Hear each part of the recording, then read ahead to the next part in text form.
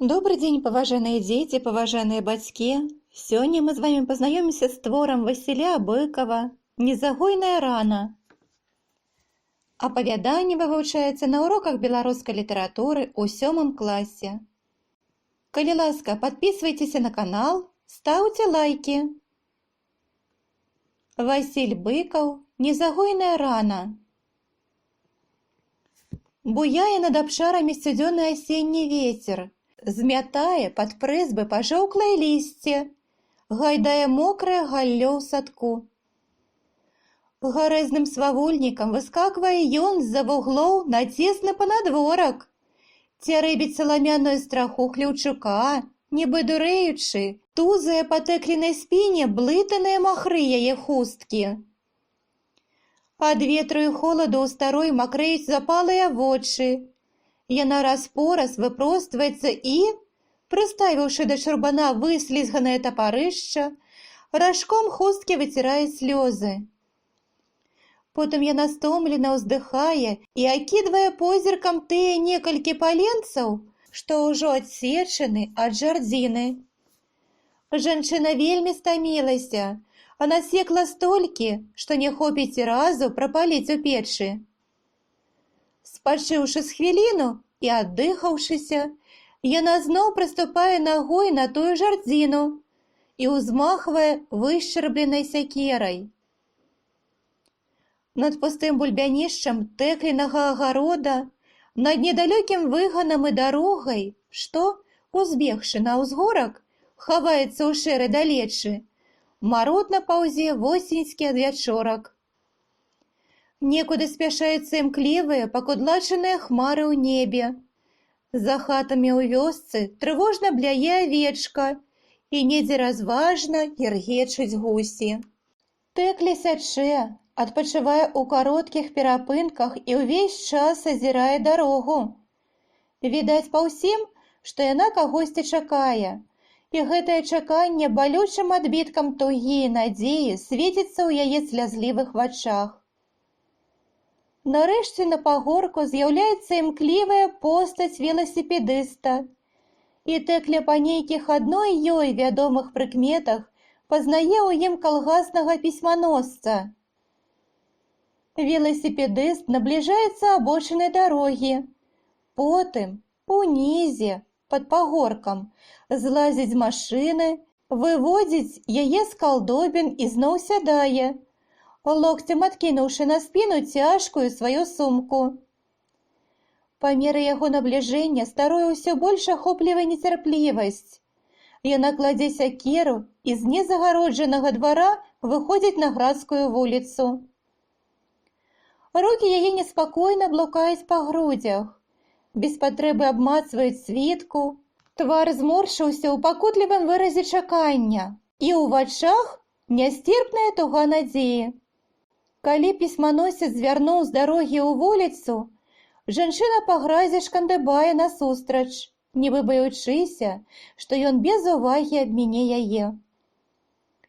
Пісьманосец прыцішвае бег веласіпеда, але не спыняецца, а, узняўшы на жанчыну насуплены твар зморанага чалавека, груба пабракае старую. «Ну што ты мяне пільнуеш усё?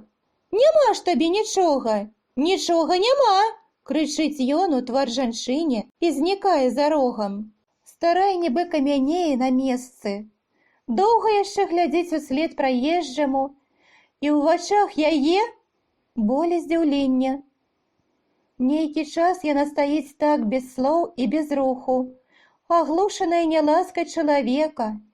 Нічога няма, шэпчуць яе засмяглыя палінялыя вусны. І жанчына паволі ўнікае ў сэнс гэтых грубых слоў. Разбітай цяжкай хадой яна вяртаецца на панадворак да сваёй сякеры, але не падымае яе, а доўга стаіць над жардзінай і ўсё пазірае ў імглістую далеч. Па яе пасівераных рудых шчоках ціха коцяцца слёзы. Яна доўга яшчэ глядзіць на сумны пагорак, градскую дарогу і бачыць над гэтай мясцінай цёплы ліпеньскі дзень. высокое ясное небо і густое жыта абапал дарогі. Гэта было ў той, ужо далёкі, памятны год, калі пачалася вайна. І тады яна таксама стаяла тут і з роспаччу ў сэрцы пазірала на гэты шлях. А ногі яе імкнуліся бегчы туды, за ім, адзіным сынам, яе Васем. Шпаркай хадой рухавага чалавека ён хутка аддаляўся, па самыя плечы затулены ў малотнай высокай збажыной. Не азірнуўся, аж покуль не адышоўся далёка. А яна, не адрываючы ад яго позірку, несціхана галасіла. Вочы засцілалі слёзы і не давалі нагледзецца апошні раз на сваю 18гадовую надзею, сваё шчасце, частку яе матчынага сэрца. Толькі пасля ён спыніўся, павярнуўся да маткі, да роднай хаты і вёскі. Пастаяў так, памахаў рукой, бы навек развітваўся з усім родным, сваім маленствам, маладосцю, і потым хутка знік за пагоркам. І знік, відаць, назаўсёды. 16 страшных, нястерпных год штогадзінным болем адмералі свой лік у матчыным сэрцы. 16 год чакання, надзей, незабыўнага трывожнага спадзявання. Часам прыходзілі пісьмы ў розных канвертах і з зусім аднолькавым зместам. Радавы сподак Васіль Іванович у спісах забітых і прапаўшых без вестак не значыцца. Яны бянтэжылі і абнадзейвалі гэтыя пісьмы. Але ішоў час, а надзеі не спраўджваліся. Суседзі часам казалі такое, супраць чаго з усёй матчынай сілай пратэставала сэрца, якое верыла і чакала ўдзень і ўначы. Гэтая вера трымала старое ў жыцці, вымушала на клопаты аб сабе, але ж гэтулькі год мінала дарэмна. Тым часам марудна цямнела, далячыні спавівалася шэрай смугою. У паветры заснавала надакучлівая восеньская золь. Абудзіўшыся ад задумення, старая сабрала на руку нарыхтаваныя паленцы і, крануўшы закрутку сенцаў, увайшла ў хату.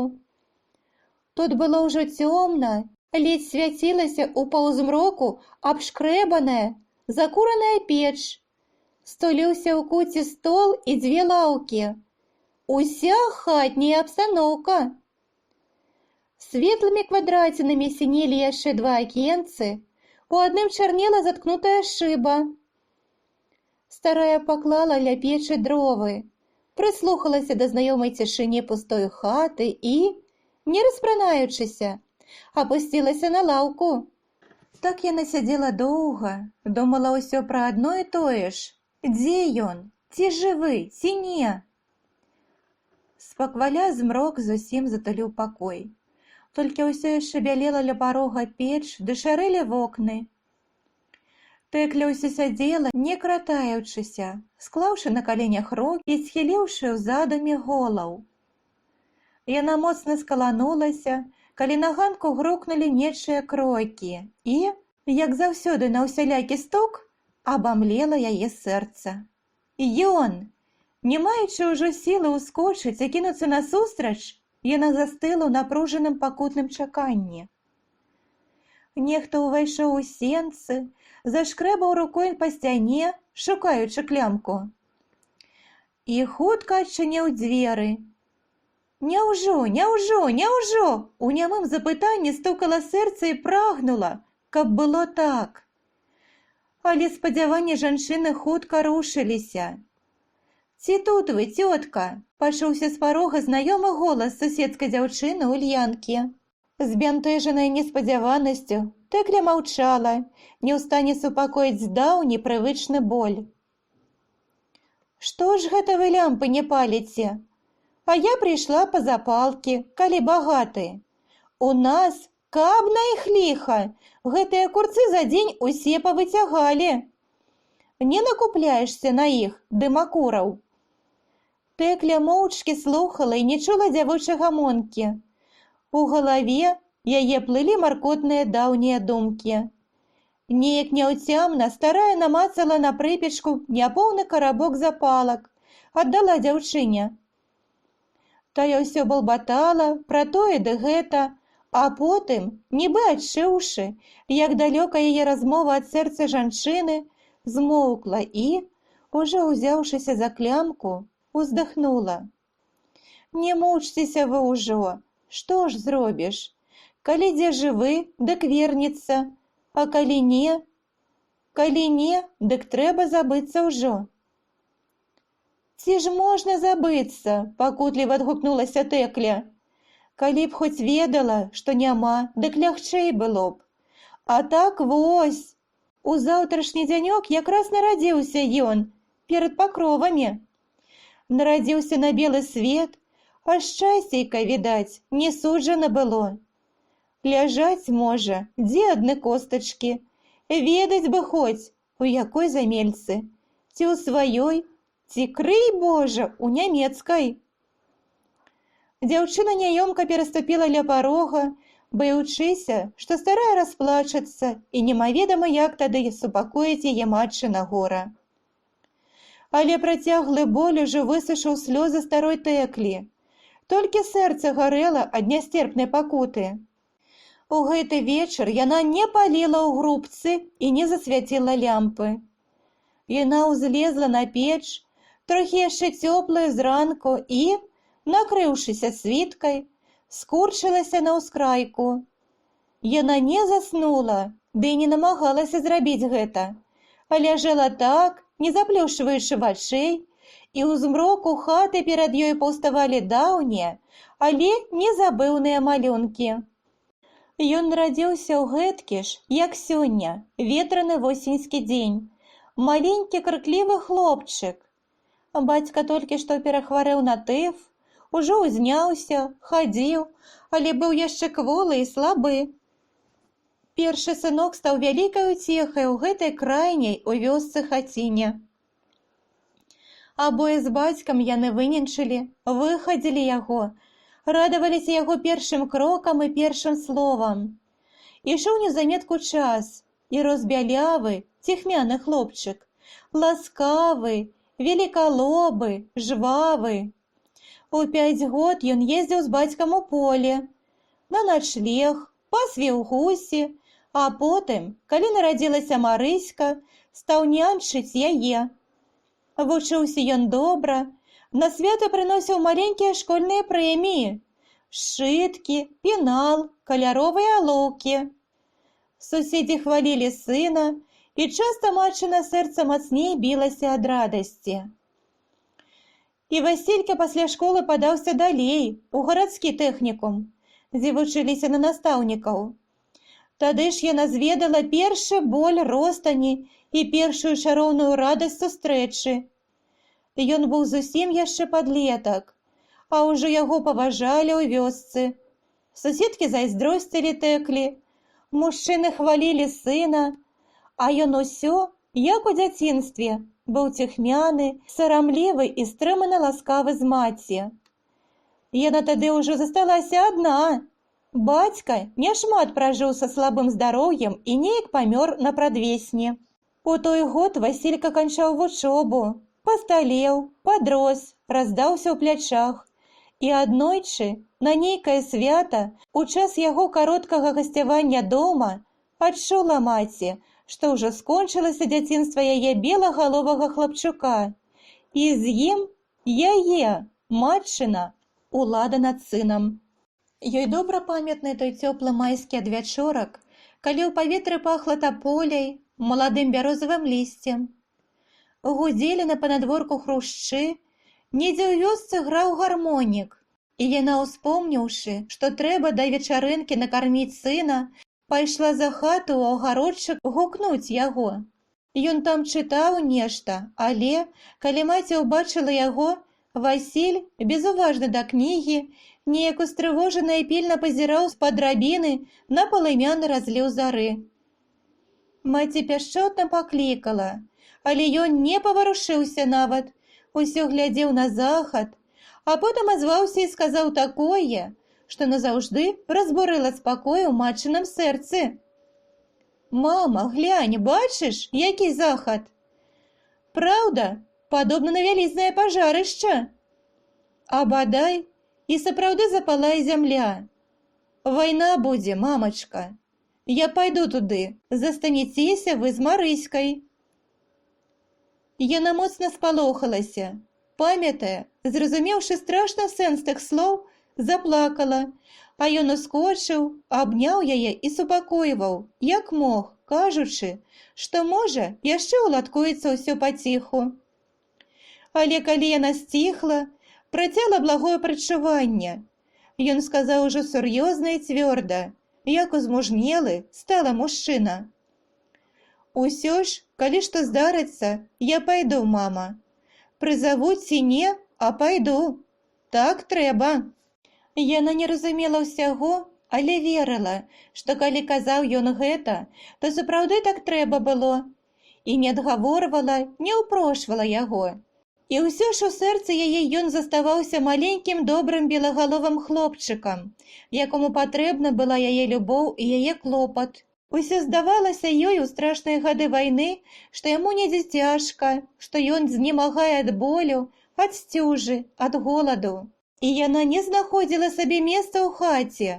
Хацелася бегчы, знайсці яго, памагчы, прыняць частку яго цяжару на свае плечы. Але куды было бегчы і дзе шукаць? Ішлі гады. Яны неслі роспач, радзей кароткую, як пробліск восеньскага сонца, радасць. Людзі прыходзілі з вайны, з партызан, многія былі паранены, але жывыя, за другіх прыйшлі весткі аб іх гібелі. Па іх паплакалі маці і патроху супакоіліся. Страчанага не вернеш. Тэкля ж усё чакала. Доўга, цярпліва, без скаргаў. А ён не ішоў, не адзываўся. Яе суцяшалі суседзі, колькі разоў угаворвала Марыська, якая ўжо выйшла замуж і жыла ў далёкай вёсцы. Зяць пры кожнай сустрэчы цярпліва запрашаў яе да сябе. Там гадаваліся ўнукі, і яна была дужа патрэбна. Але Тэкля ўсё не магла адсурацца хаціны, дзе нарадзіўся сын, і якую яна ўпарта доўгія гады берагла для яго. У хаце пакрысе ўсталёўваецца сляпая асенняя ноч. Глухая ціш, апроч Тэклі, тут нікога няма. Быў некалі кот, да і той звёўся чамусьці. Вялікае гора прыбіла ўсякі інтарэс да жыцця. Зламала характар, спарахніла душу, нічога не міла цяпер старой адзінокай жанчыне. Яна ўсё ляжыць, расплюшыўшы вочы, думае свае невясёлыя думы і напружана ўслухоўваецца. Так ужо прывыкла за 16 год і трывог і чаканняў слухаць кожны шолах і кожны гук у ваколіцы. Але ўсюды ціха, толькі шамаціць у страсе халодны вецер, ды недзе на дарозе гудзе машына. Яна, відаць, набліжаецца, буксуе, пэўна, у калдобінах тых, ля пагорка. Знячэўку сіняватае дрыготкае святло яе фар слізгае па вокнах і кладзе ў куце пад столлю вузенькую бліскучую паску. Машына гудзе бліжэй. Паска паволі сунецца па закураных, патрэсканых бярвеннях, шырэе. З'яўляюцца чорныя палосы рамы, і вось ужо на сцяне бліскучы косы адбітак Тэклінага акна з адной чорнай заткнутаю шыбай. Акно ўсё хутчэй слізгае па сцяне ў другі кут і ўрэшце знікае, асвяціўшы на момант вялізны цвік і каўнер павешанага на ім кажушка. У хаце зноў робіцца цёмна. Машына з цяжкім ляскатам і гулам мінае Тэклін падворак. Тэкля нерухома слухае, думае сваё і раптам усхопліваецца ад новай надзеі. А можа, гэта ён. Можа, ён са станцыі прыехаў, стаіць цяпер ля роднае хаты, вось-вось увойдзе. Тэкля ўзнімае голаў, слухае і сапраўды чуе няпэўныя крокі на ганку і ціхі кароткі стук. Ён! Старая узнімаецца на печы, спускаецца і, сцягнуўшы за сабою ватоўку, таропкам разгоша за шчапкай. Яна расчыняе дзверы сенцаў, у твар ёй б'е вільгаць і холад восеньскай ночы. Наўкола цішыня і цемра. На ганку нікога, на панадворку змрок. З хвіліну яна озіраецца ў ноч, слухае, і сэрца яе зноў захлынецца ад роспачы, не хоча ніяк пагадзіцца з крушэннем надзеі. Асцярожна мацаючы ботамі гразкі дол, яна заходзіць за рог. Доўга ўглядаецца ў вуліцу, нідзе нікога. Потым яна вяртаецца і зноў ляжыць на печы з расплюшчанымі вачыма і слухае ўсю ноч. Пад ранак жанчына ўсё ж засынае і нібы ў працягу сваіх думак бачыць дзівосны сон. Бачыць яна, нібы настае новы, заўтрашні дзень, дзень нараджэння Васількі. Яна нешта завіхаецца на панадворку і ўсё пазірае на дарогу, чакае і, пэўна, ведае, што сёння павінен з'явіцца ён, яе надзея. Жанчына ўсё рыхтуецца да гэтай сустрэчы, але чамусьці няма радасці на яе сэрцы ад хуткага спаткання. Нешта замінае ёй гэтай радасці.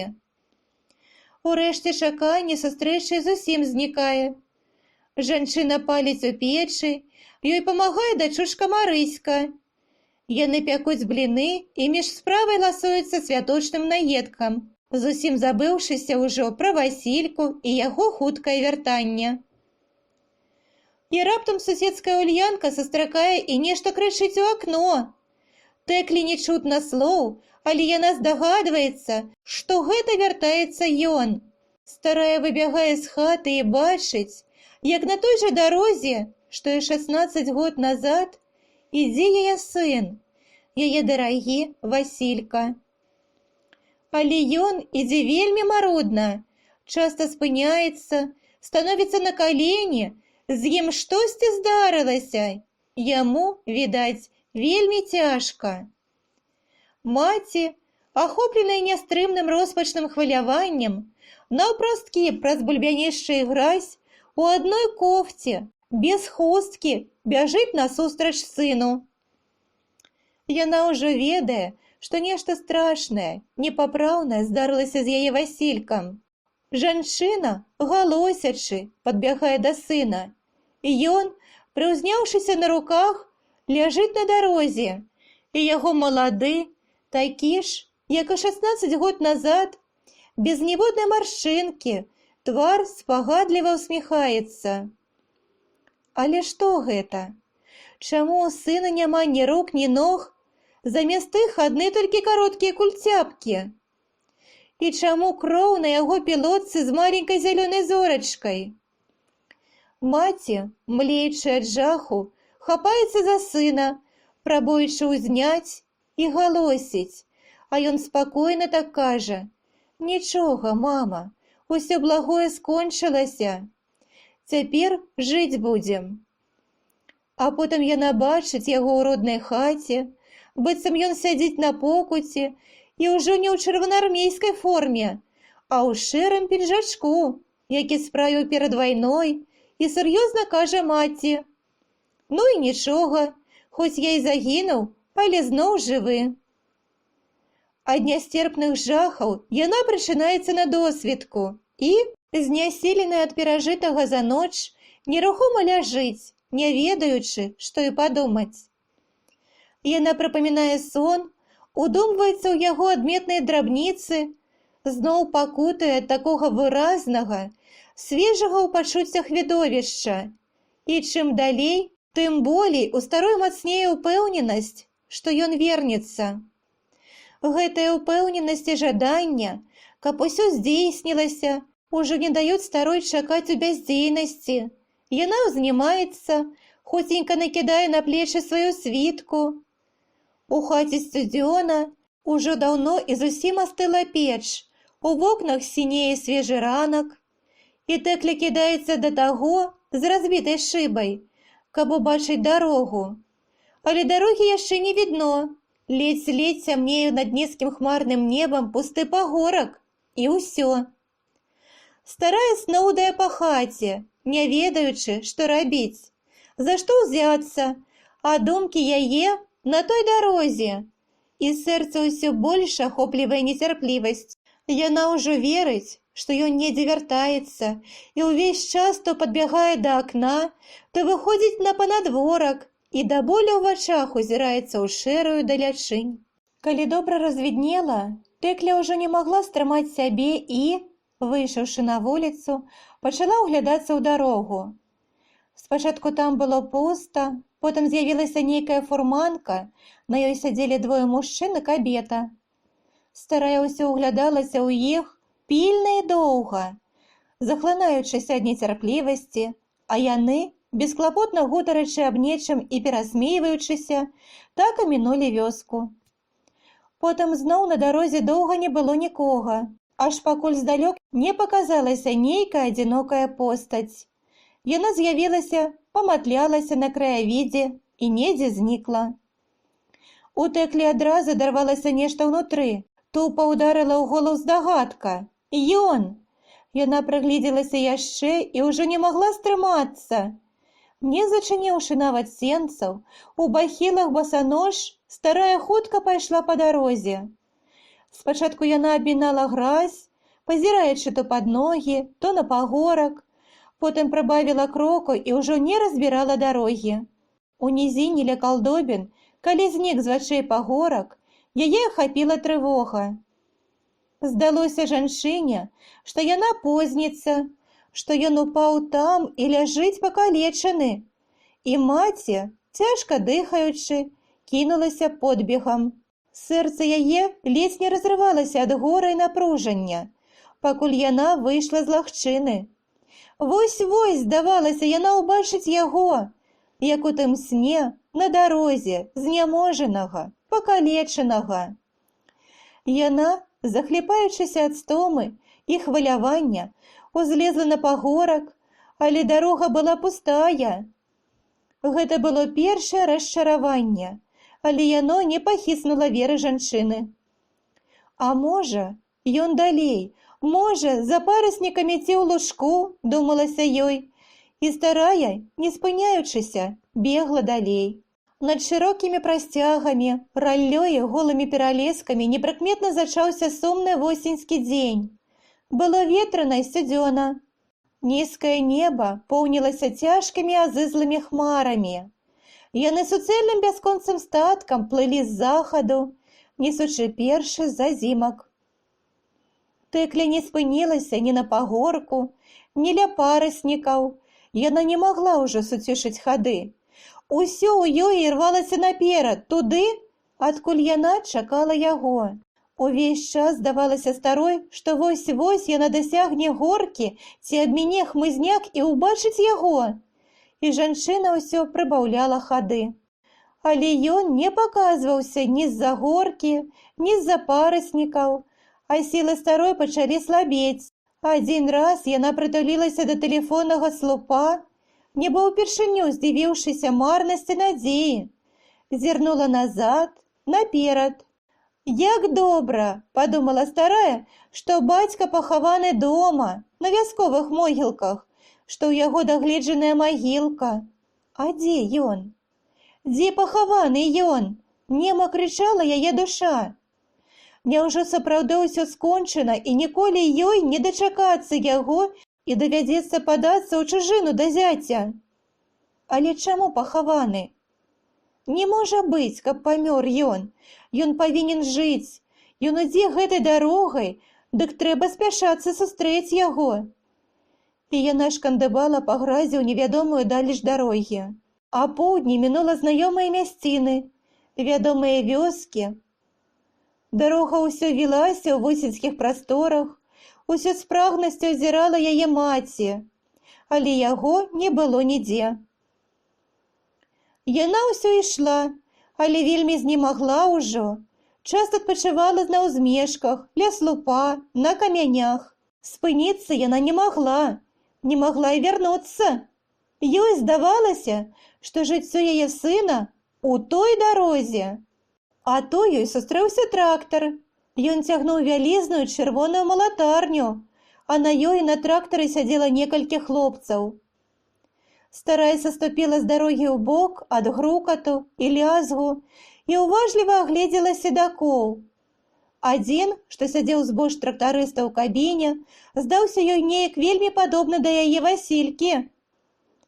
Трактар праехаў, а яна ўсё глядзела ўслед.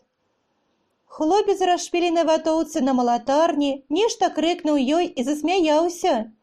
Яна не пачула яго слоў, але чамусьці аж схамянулася ад яго маладога свавольніцкага смеху. Пад вечар яна ўжо ледзь брыла дарогай, спынялася, задыхалася ад стомы. Старэйшы позірк, што так натхнёна вёў яе ўдалеч, пагас пакрысе, як пагасла яе нясцерпная надзея сустрэць яго. І ўсё ж яна з дрыготкім сэрцам азіралася ў дарогу з-за кожнай павароткі. Урэшце беспадстаўная вера жанчыны пачала марнець. Усё часцей вярталася думка, што дарэмныя яе надзеі, бескарысны клопат. Не прыйдзе ён сёння і ніколі, бо яго няма ўжо на белым свеце. Усё быў зман, пустыя спадзяванні, і яна прагла толькі даведацца, дзе пахаваны яе сын. Гэта было іншае пытанне, але яно апанавала маці з гэткай жа нязмернай сілай, як і тое, што датычылася яго жыцця. У небе ўсё гусцелі барвовыя хмары. Яны не плылі цяпер, а збіраліся, топіліся над прасторамі, быццам задумаўшы нешта нядобрае. Расплываўся з-за краявіду сіняваты змрок. Далечынь сцямнела, насупілася ў прадчуванні непагадзі. Пэўна, блізіўся вечар, ці мо ад хмар цямнела да часу. На сіверным ветры замільгалі рэдкія сняжынкі. Тэкля некуды ішла, ужо і сама не ведала, куды і па што. Усё больш апаноўвалі яе роспачы гора.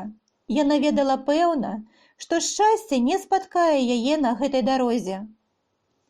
Але не магла яна і вярнуцца назад. Не было ўжо сілы ў яе на тое вяртанне. Дарога правяла старой у нейкі лясок. Абапал шляху цесна стаялі елкі, шумелі, гулі ў ветранай высе іх верхавіны. На долі шамацела змеценае ў каляіне лісце. Блішчалі лужыны рудой, мутнай вады. Тэкля ішла па дарозе, абапіраючыся на кій, ледзь пераступаючы збалелымі, натруджанымі нагамі. Аднак лес неўзабаве скончыўся. Дарога пабегла ўніз да самотнай пустой лугавіны, і жанчына, схамянуўшыся, раптам спынілася. На пагорку, збоч ад дарогі, на ўзлеску незвычайна ярка і чыста неяк у гэты халодны восеньскі вечар бялеў каменны абеліск з зоркай наверсе. Звычайны вайсковы помнік тым, хто не дайшоў да Берліна.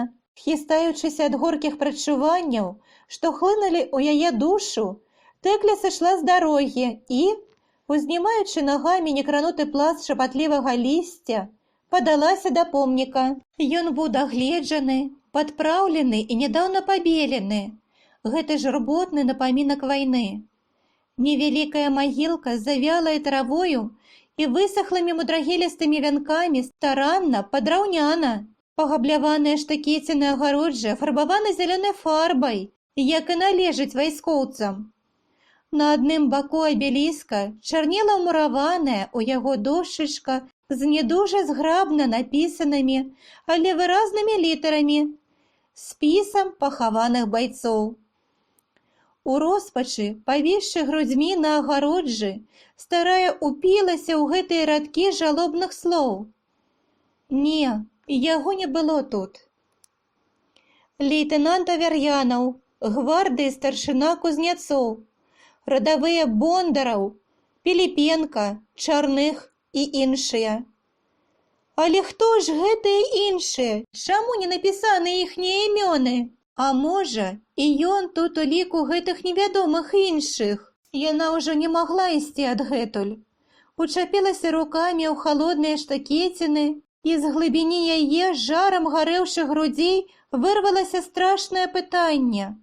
«Сыночак мой, дзе ж ты? Чарнела неба ад хмар, шумеў голым веццем узлесак, стыла шэрая далячынь. Доўга яшчэ ляцела на ветры тое яе запытанне, і нема крычала матчына сэрца ад яе нястерпнай раны вайны. Паважаныя дзеці, я спадзяюся, гэты сумны твор вам спадабаўся. Стаўце лайкі, падпісвайцеся на канал. Дзякую вам за ўвагу!